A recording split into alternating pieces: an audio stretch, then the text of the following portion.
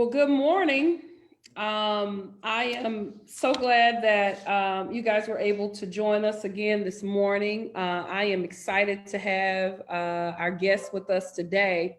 For those of you who don't know, my name is Kiva Scott, and I am CEO for the Boys and Girls Clubs of the Gulf Coast. Here we have six clubs along the Gulf Coast, and our work is we're a youth development agency organization that partners with schools and community to make sure that we serve children during the out of school time. Our guest today has been a wonderful partner with us in that work over in Past Christian.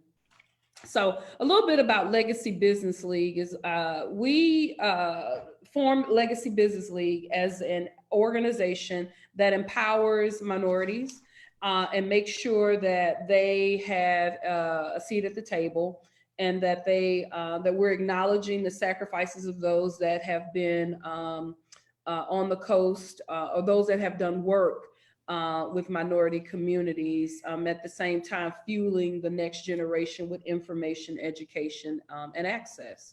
And so today we are here with Dr. Evers, Dr. Carla Evers, to talk about educating in this new normal. So I would like to introduce Dr. Evers, who's with me today.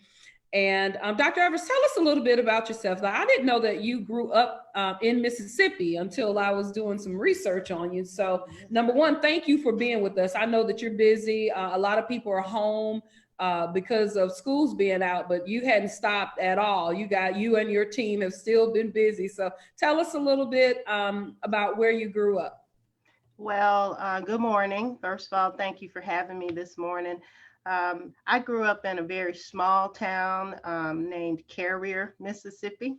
It is not too far from me here on the Mississippi Gulf Coast. I actually would come here as a little girl and play on the beaches of Pass Christian. And I graduated from Pearl River Central High School. And I know you've seen a photo of me playing basketball. I had an opportunity to play for what I think is the greatest coach ever, Coach Roland Ladner. And I learned a lot on that court as you and I were talking this week. It just really brought me back to those days where we learned to make sacrifices and to persevere and work hard through difficult situations. So we've been here on the coast for about 15, 16 years. And my husband and I live in Gulfport. We have 6 children together. We have a Brady Bunch family, as I like to say. I have been in education for 28 years, and most recently, I've been able to serve as the superintendent of Pass Christian School District. I think one of my most prolific and greatest achievements to date.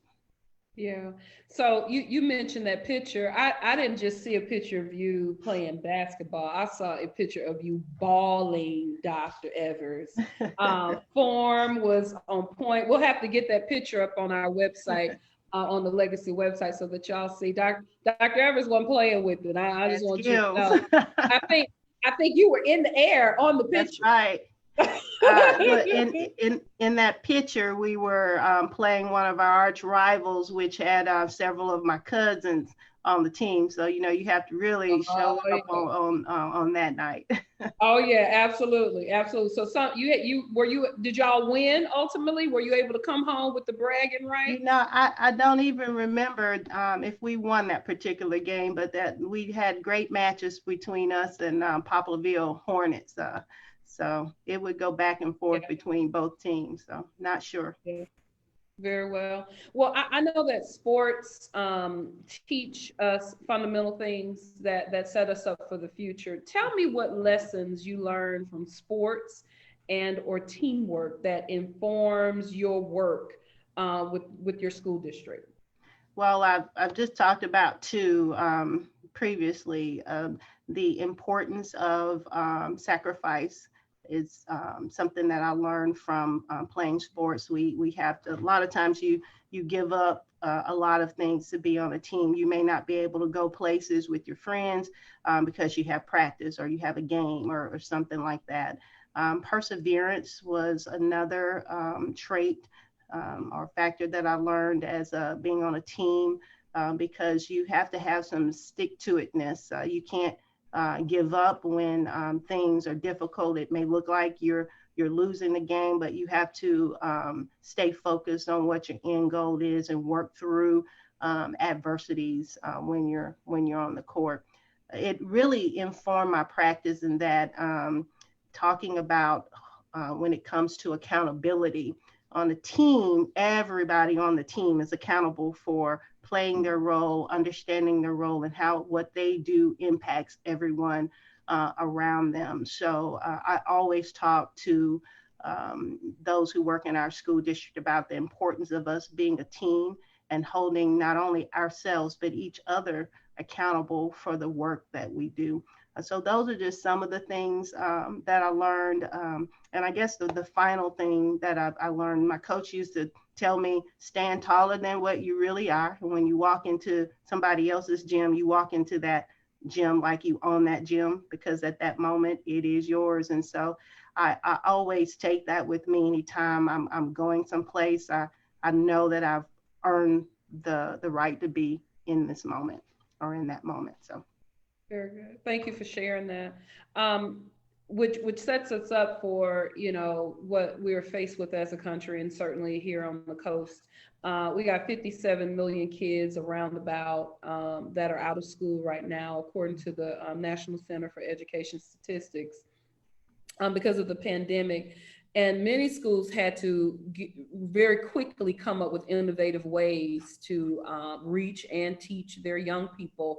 I know you guys have over 2,000 students that are served by Pass Christian. How did the crisis impact your district, and how walk us through what you had to do to get ready to be able to serve your young people virtually? Well, I think the most important way that it has impacted us is that we feel like it's robbed us of some very precious moments with our children. This was coming up towards the end of the school year. Graduation was ahead of us, and we have a lot of traditions that we do with regard to how we send our children off into the summer. So we felt like we were really robbed of all of those things. Although our children are not with us, our bonds with them have not been broken. Some of the things that really helped us to realize it pulled back into our understanding that we have a strong resolve for educating our students, as well as that we are a very resilient community whenever we're facing difficult times. Our community has been known for displaying a very strong will to survive in difficult times. So I really think it has impacted us that way. It's pulled us closer to one another versus pushing us away from one another. When we think about social distancing in times when we're not to be together, our bond really draws us together in new ways, like you're saying. For instance, being able to talk with you in this manner today. So I think that's really how it has impacted us on a social emotional type of a level, really making us rethink our practices and what we're really here for. Right. I love that you said that, because when faced with any difficulty or any, trial or issue, there's always two perspectives. You can approach it from a negative perspective, or you can lean in. That's what I like to say to my team. We can lean in and see where this takes us. And so I hear that is something that you guys have done. What do you feel that education, the system of educating and education in our country, what will we gain from this? I really think we're going to gain a greater sense of who we are and what we can accomplish when we work together in partnership with our families and our communities. We are going to lose, however, this antiquated way of thinking about what school is, what school looks like. I think this is really forcing us to reimagine how we deliver content to students. And just in speaking with my colleagues, and we've already started talking about school may not look um, like it looked before this happened when we come back. So I think we have to all be prepared for an evolving and fluid educational system. Yeah. One of the things that, people talk about all the time is having education that fits every learner.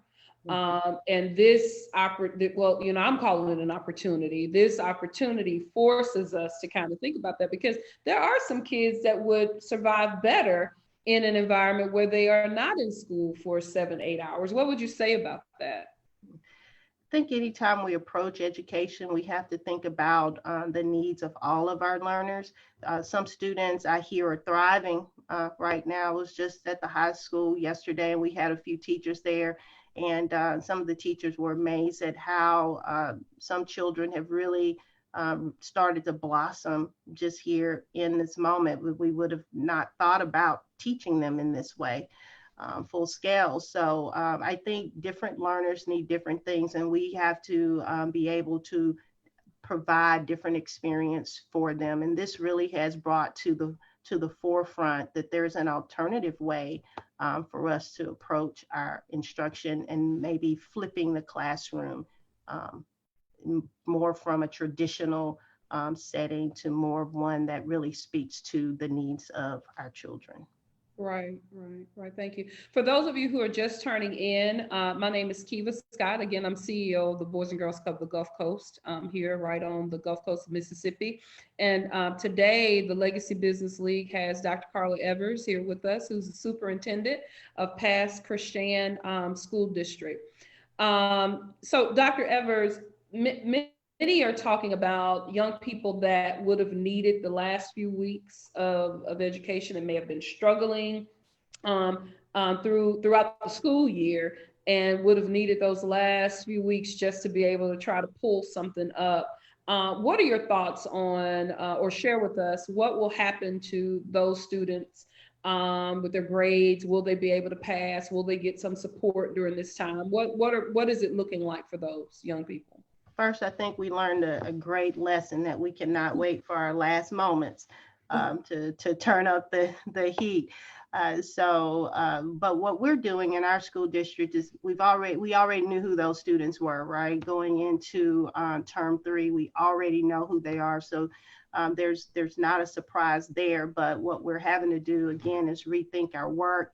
We are working closely with children who may be struggling, students who may not have had the motivation that was needed, and may have been waiting to this last 9 weeks to really press the gas and get moving.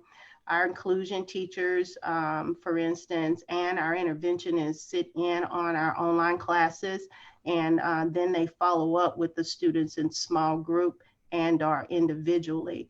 I think that's something that is important, that students who always needed a lot of support continue to need a lot of support. And so we can't think that 1 or 2 times that they come together during the weekday will be sufficient for them.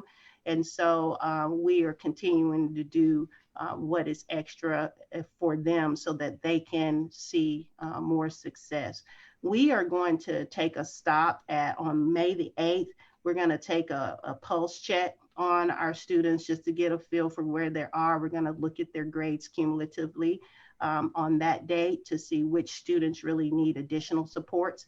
And then over the last 2 weeks of our school year, we will be accelerating or providing additional supports to students who may be struggling. We want them to be successful. We usually have about a 4% retention rate. And so it is our anticipation that it would not be greater than what we have been accustomed to. Okay, very good. That's awesome. That's great coordinated effort on behalf of your district. What about students with disabilities that may be struggling? To your point, if they needed support, they're going to continue to need support in the new environment. Or has there been any work or any scaffolding that's been available for kids with disabilities? Absolutely, Kiva. Actually, that was one of our very first considerations when we started to pivot and switch from a traditional type of education to this non-traditional, where we're all, for the most part, online. One of our first questions that we asked ourselves was, A, can we do what we're about to do in excellence? And B, can we serve all students? And one population of students that we had strong concerns for were our students with disabilities. Now, we're a small district. We have about 320, or roughly upwards to about 14%, 13% of our students who are special needs. So what that meant for us was that we had to have 320 meetings in a matter of 5 days so that we and their parents could work towards an agreement with regard to their IEP and their services that they would receive. So like I mentioned before, our teachers, our inclusion teachers, sit in on their classes. They work with the children one-on-one or in small groups, just to make sure and check on the children and make sure that they are learning what they should learn, and then provide supports to them if they need it. Okay. And what about, I've heard everybody complaining about new math. I know at the club, I made a feeble attempt a few years ago to help a child with their math homework. So I started talking about carrying the one, and this child is like, carry do what with the one, Common Core is a different type of math. And so going home, I consider myself okay, intelligent, but I couldn't figure that out. But going home to parents or to homes where maybe you live with your grandmother, or every family has its own dynamic, or maybe the parents have a disability. Is there any support for them, and what can parents do who want to be able to help their children? They just do not have the resources, and in my case did not understand what this new method was. What is there any support for those parents? Our teachers are doing a phenomenal job of reaching out to parents. And so again, I always say that the very first resource that parents have, and a tool that's in their toolbox, would be our teachers. And we're a call or an email or a text away. We have a system in place where our teachers can communicate back and forth with parents, and all of those methods, even email parents, just to make sure that if parents need assistance, we can talk you through whatever it is that's happening in the home. It might be a math problem and things like that. We're willing to do whatever it takes to help our children to be successful.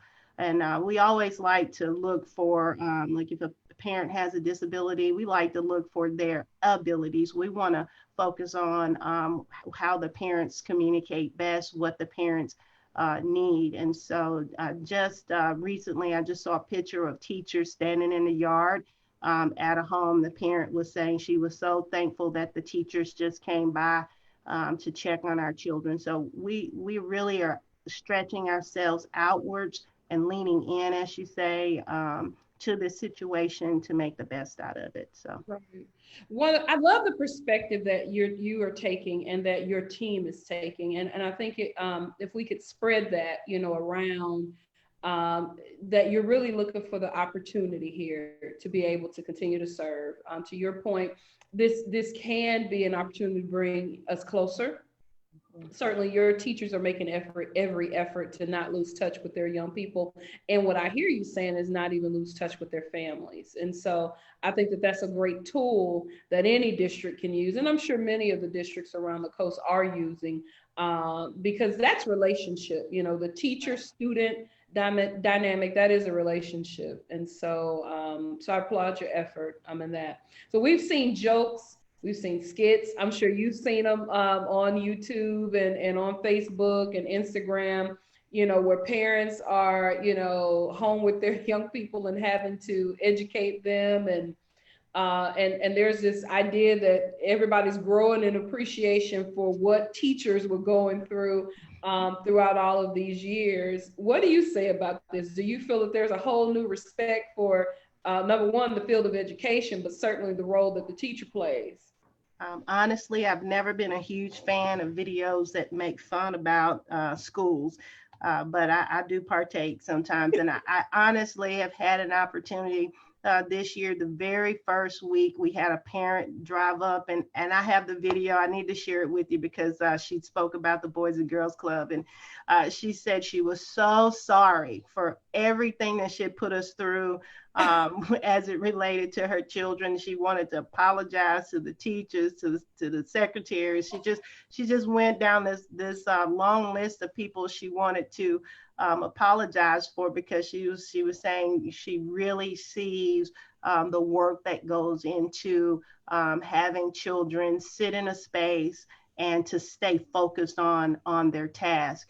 So this may be one of those situations in life where we're going to laugh about this or cry about it. But I think by and large here in our coastal community, our families have a strong respect for what we do. And I think in turnabout, our teachers have a new respect for our parents as well. Our parents have something right now that we just don't have, but we desire, which is access to our children. And so that's why you see teachers driving up and down streets, blowing horns. We're making videos talking about how much we miss our children. So I think the respect is going to go both ways, from the home, understanding better now what we do, and we understanding that it's a difficult thing for us to do, we do without our children in front of us. So we're all adapting and learning Right. to do this together. Absolutely. People have been parents have been calling us since, all this began. When are y'all going to open? When are y'all going to open? And, we want to be open too, because we're a youth serving agency and we love our babies. And so, I've been looking at every kind of way I can kind of get close to kids and be able to serve them, whether it's virtually or, something. So I'm glad that you said that. I miss our babies too. And I know our staff does. My favorite thing to do is to ride the bus, to take food to the children, and to stand in the line when the parents and children come through to pick up their lunches, because we get to lay eyes on them, just to say we love you, to remind them to do your work, and to stay focused, and to reach for their goals and things like that. So it just gives us a brief moment where we can see them and we can all stay connected. So Right. certainly. Very good. Very good. So adapting to change, is difficult in any circumstance. But moving from brick and mortar, to your point, that's all we know, as an entire country.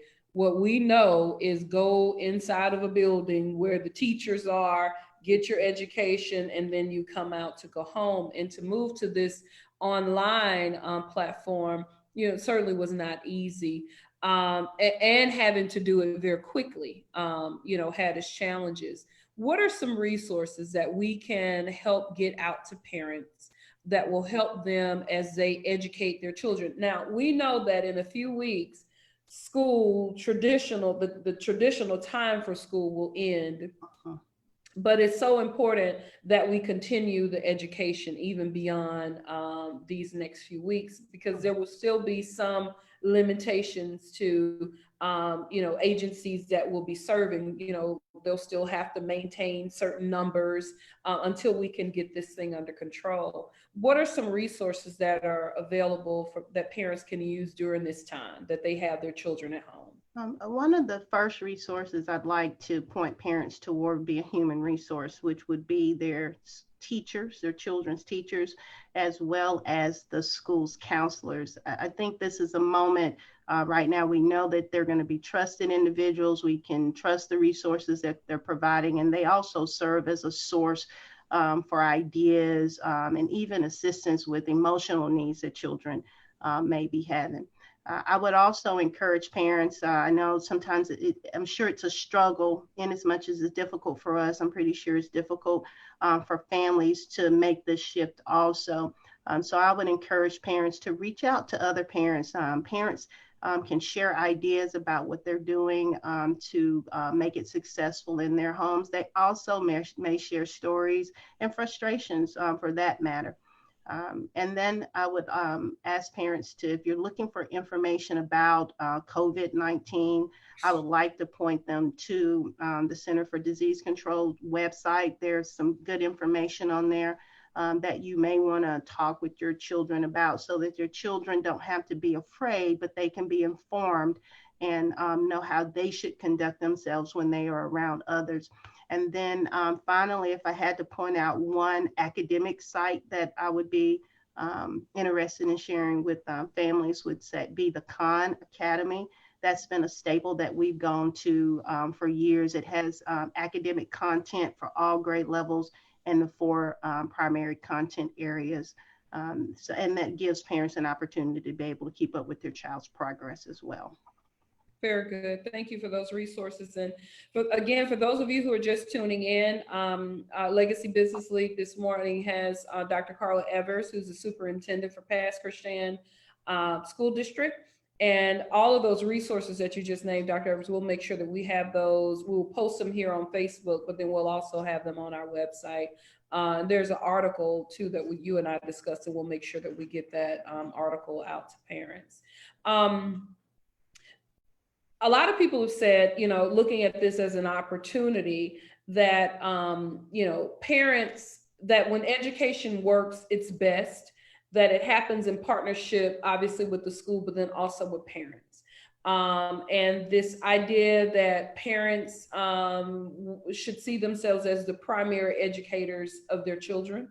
So this has given us a good opportunity to kind of turn this system around, where we are partners with our teachers, rather than you go and be educated and you come home to just live here and get maybe the social education. What do you say about that? What do you say about parents being primary educators?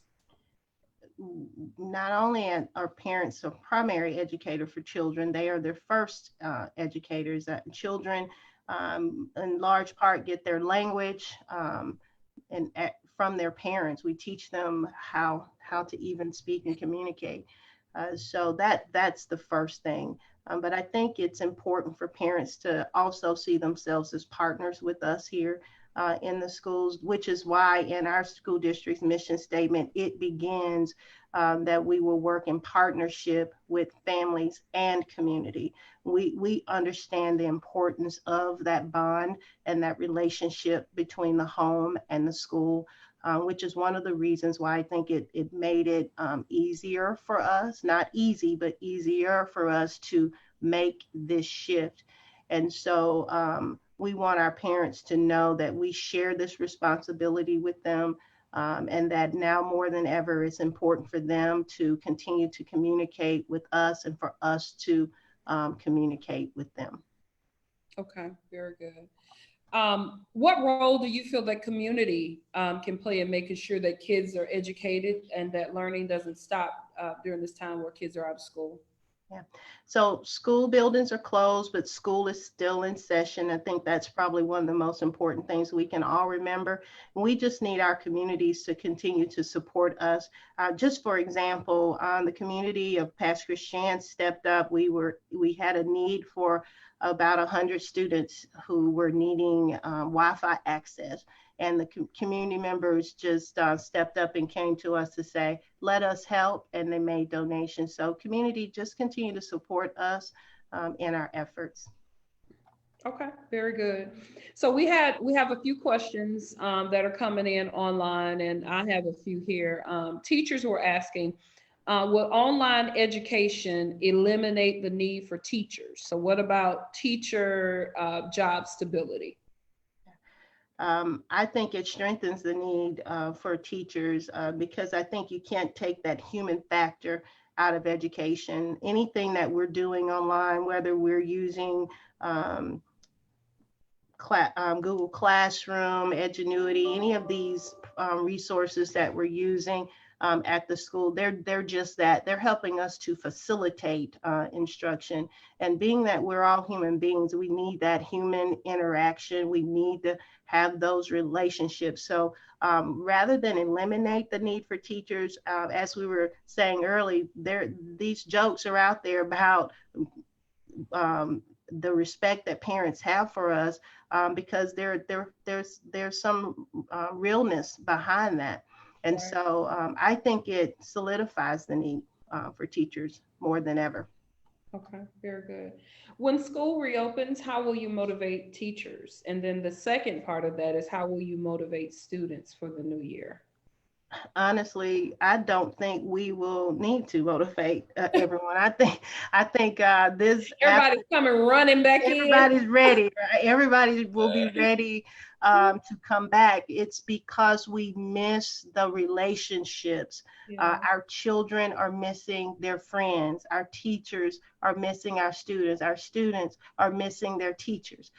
So I think that we will have to do very little to motivate teachers and students. I think we will have to move out everyone's way because they will be really wanting to come back to school and come back to together. And we know that, again, we may not come back the same way we left. We understand that if we have an opportunity to come back in the fall, that we will have to teach our students about how to take care of themselves, how to do it in a safe manner. Things I think certainly will change for the time being until such time that we have vaccinations and things of that nature to kind of control for what's happening.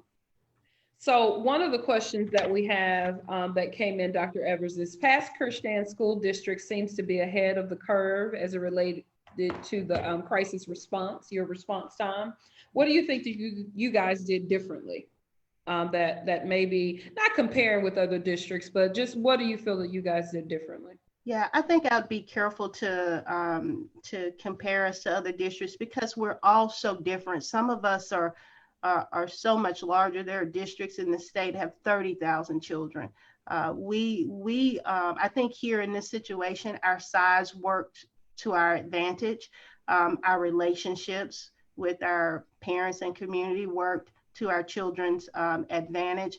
The skillfulness of our leaders and our teachers worked to our advantage. And so we use all of our strengths to really make that full turnaround in 5 days. And we were even able to feed our children within the first 3 days. By March 19th, we had children and families being fed in our community. So I think all of us, we are doing the best that we can do.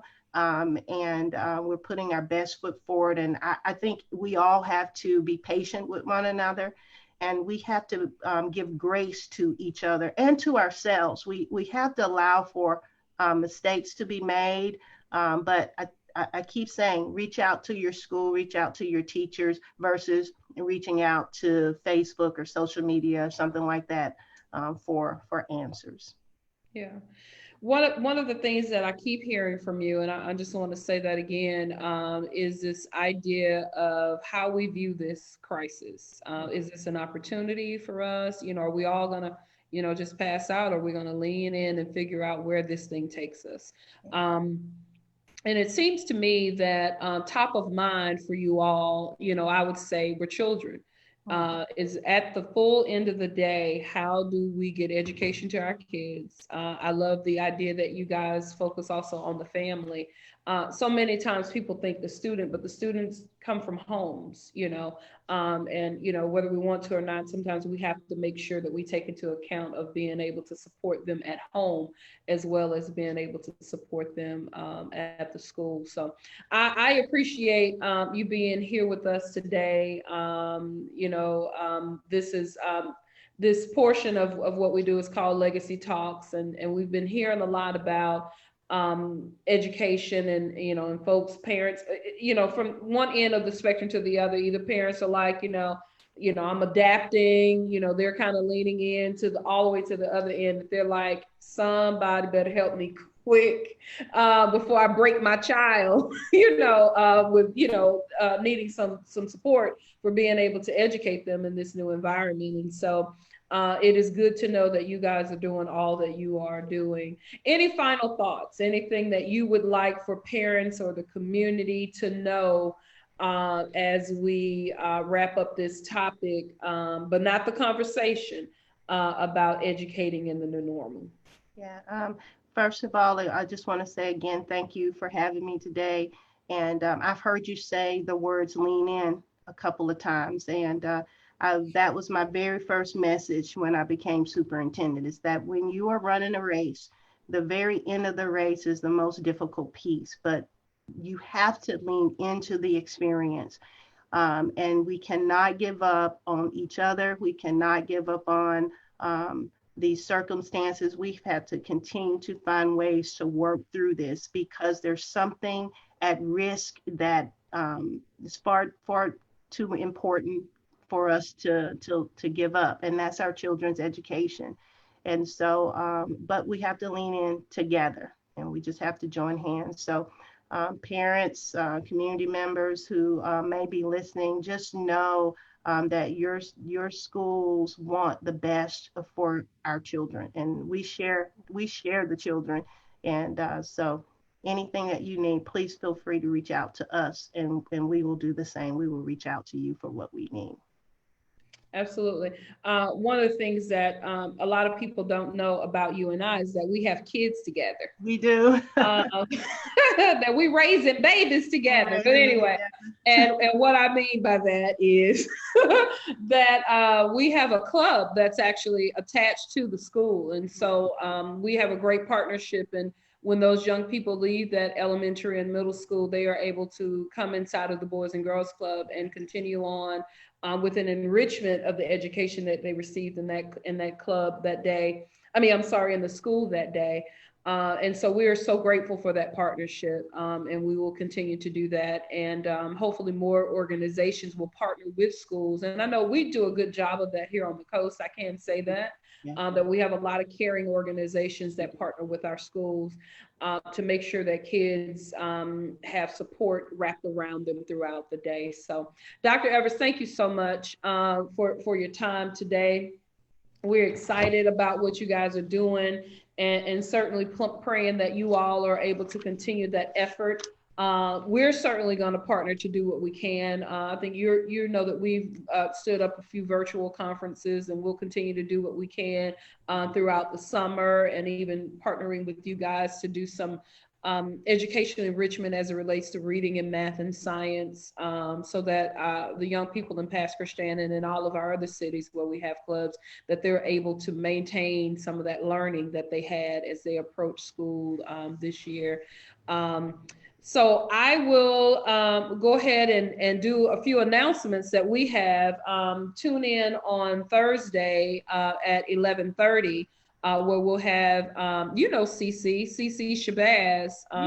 Yeah, you guys are sorors together. For all of you that are out there, Dr. Evans is a Delta. I think are you the president of the chapter here? I am. I do have the pleasure of serving as president. Absolutely. So, Dr. Evans, you're busy. Like you got a lot going on. You lead the whole district. Do you still ball when you can? Do you still play basketball? No, ma'am. I don't even go for walks. Wait a minute. I walk in school buildings. That's what I do. I get about 5 to 7 miles a day in a school. Okay. No track for you though, because you were a track runner as well. I did. I had a few records in my day. Okay. No track. Okay. I'm done with all of that. Okay. All right. Well, listen, you transition into educating, and you're doing a great job at that. We're so proud of you. And what you're doing around here. And one thing for sure, we know that you love your babies and that you love your team as well. And it takes all of that to be a good leader. And you're certainly a leader that inspires us all. So this coming Thursday, we'll have Cecilia Shabazz, otherwise known as CC Shabazz, who is a marketing genius, in my opinion. And we'll have LaShondra McCarty here on Thursday at 11:30 on Facebook Live. And we hope to see you then. Until then, stay well, stay safe, stay home, Stay unless home. you unless you have to go out to get some more bread or something. We expect you to be at the house. Y'all take care, and we'll see you back here Thursday. Thank you, Bye. Dr. Evers. Have a good day. Have a good day. Bye.